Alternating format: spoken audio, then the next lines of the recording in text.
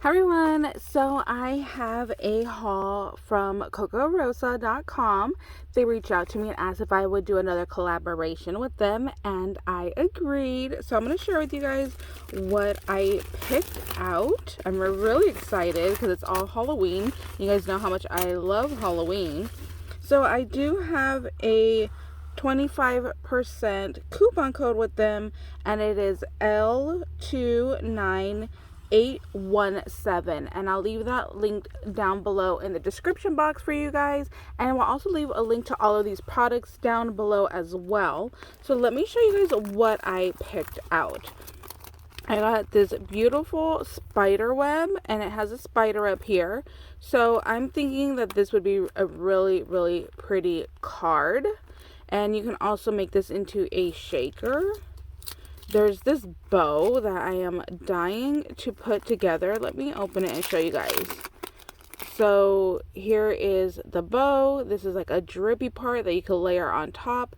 And then it has the bat wings. And then you can take this tiny skull and put it in the center for a little extra element of embellishment.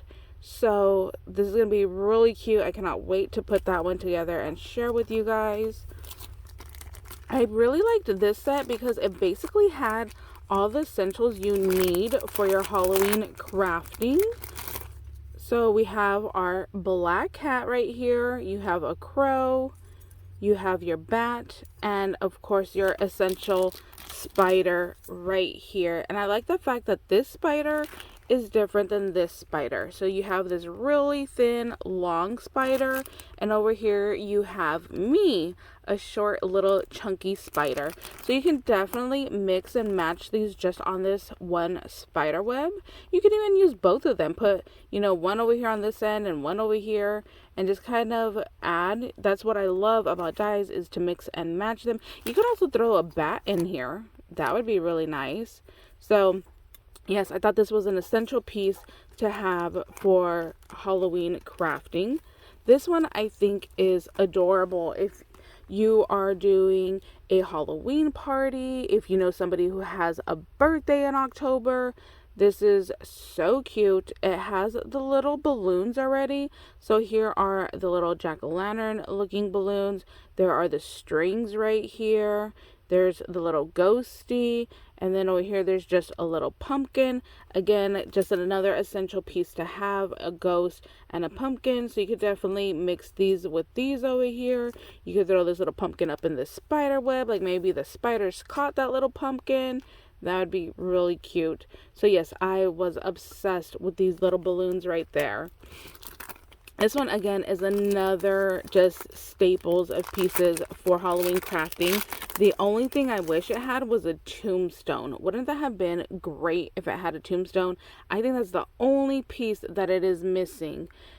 I would have preferred a little tombstone right here over the candlesticks because, again, this is just an everything you need. So again, here's another spider, which I love. It's different than the other two that we already have. We have our haunted house. We have a ghost. We have our witch. We have a different style of cat, and definitely a lot smaller. You can see this one is larger. She also has like a little sassy look to her, where this one is a little bit more of a scary looking cat right here. We have our skull and crossbones. We have another jack-o'-lantern. I love this mummy hand with the spider. You can definitely clip off the spider and use it and dangle it off of like the haunted house over here, or clip off just the spider and dangle it off of the witch's broom, so it's just hanging out over there. And then you have your candlestick. I would have loved to created a scene with a tombstone. So I would have loved to have a little tombstone and then put the zombie hand like coming out in front of the tombstone. Wouldn't that have been so epic? I think it would have been so cute.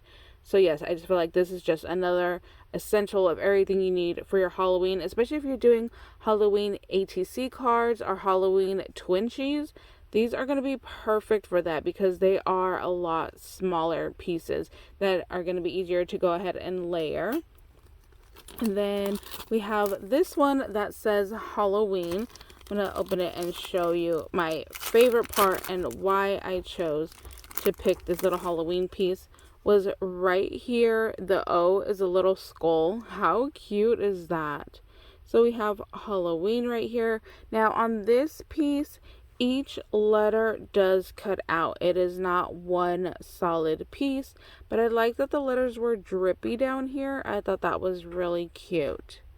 So just be aware with this one, it's going to be an H, an A, an L, and I like them better when they're all like one piece, but this one was just too cute to not go ahead and get. So I got that one. And then the last little item right here is this gorgeous, gorgeous doily piece. But if you see, there are 2 layers to each piece.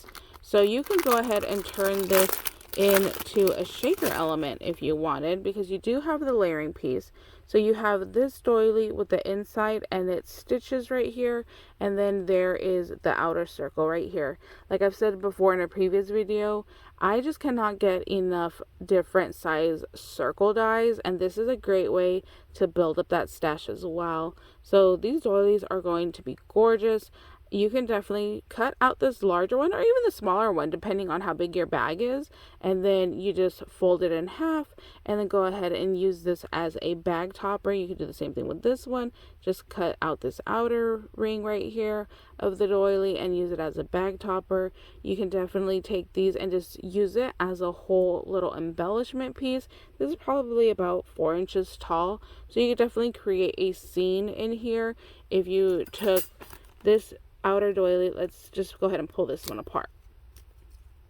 So let's take this doily and then say we're going to put the ghost in here. You see how he fits perfectly, and then you could go ahead and take the little haunted house right here and put that kind of like in the background, as if that was just, you know, a little haunted house out in the back.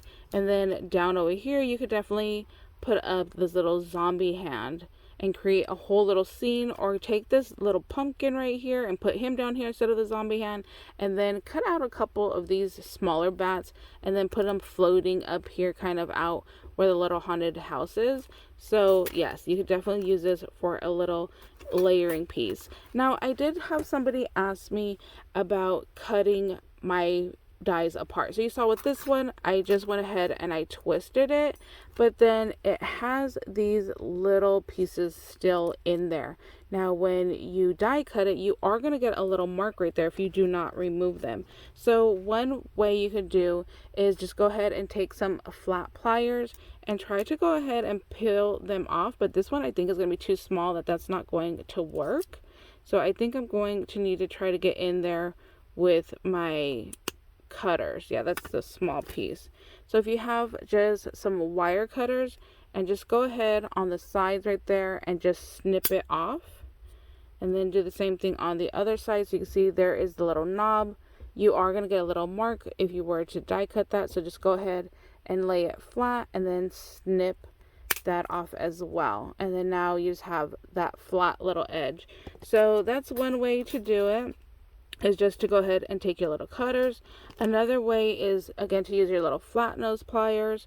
So let's do like this one.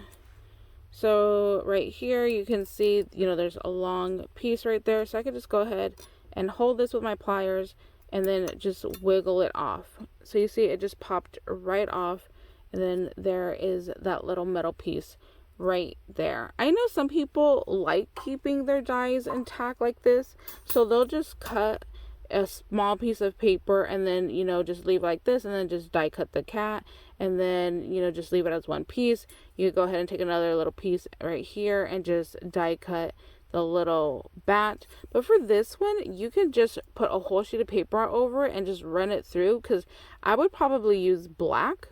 So I wouldn't mind, you know, a bat, a spider, a bird, and a cat all in black. So I would probably just keep this as it is and just run it through as one piece and do it in black.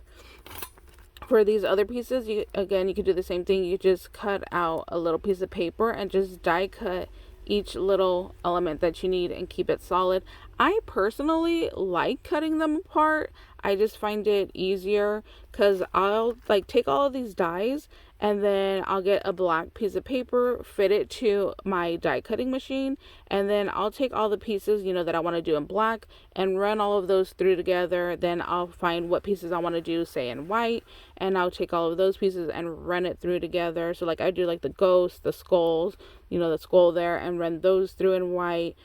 You know, if I had a black piece of paper, I would take these definitely, the spider, this ghost, this cat, and run all of those through. So it's just kind of up to you on personal preference if you want to keep it as a solid piece or if you want to cut them apart. I just personally cut them apart because, like I said, I will pass a bunch of dies at one time that are all from the same color. So that's it for today, you guys. I will share with you guys in another video what I end up creating with all of these items. I'm super excited for Halloween crafting. This is my favorite time of year, so there's going to be a lot of fun projects coming up. So thank you guys so much for watching, and we'll see you later. Bye guys.